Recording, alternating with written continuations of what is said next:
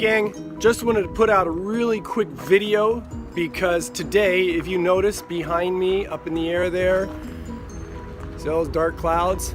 Well, we have been having thunder, and that also means lightning all morning, and I've been hearing it.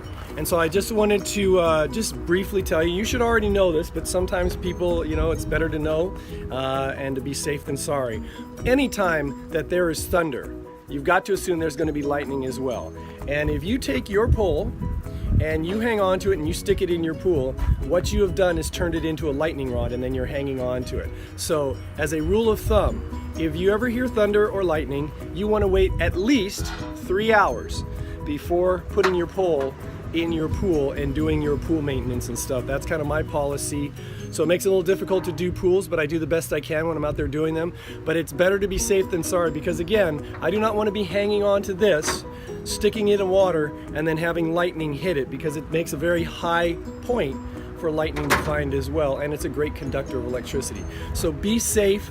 Don't put your pole in your pool when there's lightning or thunder for at least 3 hours after the last lightning bolt or thunder rumble that you hear.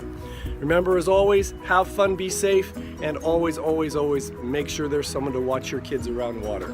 We'll talk to you next time.